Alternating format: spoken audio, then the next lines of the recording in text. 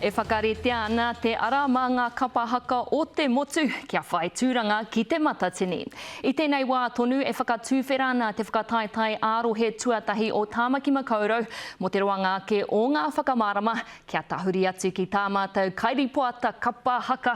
Ara paira tā whai e whangamai ana ki te whare tapere o kahurangi kiri te kanawa. Rā paira. Ai irina ke runga i te atamira i tēnei wā he neke atu i te ruarau kaihaka no ngā kapa o Tāmaki Makaurau. O tira te mana whenua o Ngāti Whātua o Ōrākei e pōhiri nei i ngā kai whakawā o tira i te matatini ki tēnei te whakataetai tuatahi o ngā kapahaka ārohe kiko nei ki Tāmaki Makaurau. Ko te mea miharo, ko te mea motu hake o tēnei o ngā whakataetai, koe nei hoki ngā kai haute o te kanikani nui o te rātau, ara te whakataetai o te matatini, nō reira he momo whakariterite tēnei o te komiti whakahaere. Noho tahi, ka whakaaro tahi, ka haere tahi, ka mahi tahi, a popo ka kita i nā iwi katoa, nā huanga me te pō awaitanga o te kotahitanga o tawa whakatauki o Tāmaki Herenga waka Tāmaki Herenga tangata. O ka tīmata o kawa nei te whakataetai a pōpō, koe mā ngā kapahaka he ātama taki-taki.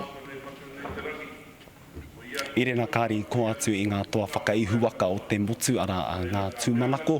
Ko rātau kei te tihi i tēnei wā e mau nei i te taonga ara a Duncan McIntyre a me te taonga whakamaumahara ki a Pimia Raua ko ngā pōwehi.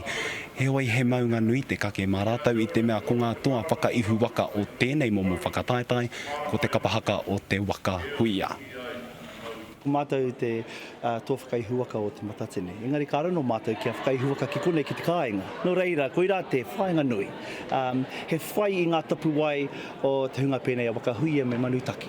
Ki taku mōhio, e rua noiho ngā ingoa kei te taongara, ko rāu anake.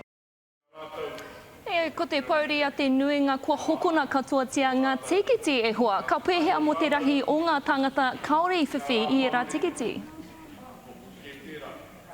Waimairi ara te hungara a ka takatū ngā kapa e toru whakaihuaka o tēnei whakataetai ara a ngā tūmanako a te waka huia a te ropu manutaki anō hoki ki waho a ki te pokapū o Aotearoa whai muri i o rātau tū i a rātau tū ki runga i tēnei o ngā atamira ka puta rātau ki waho a tukua i te tahi a momo takatū ki mua i te marea kāre pea e whai tikiti ki tēnei o ngā whakataetai.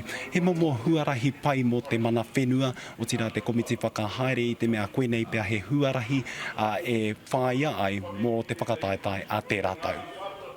Hara nā mātou anake tēnei kaupapa no Tāmaki Herenga waka.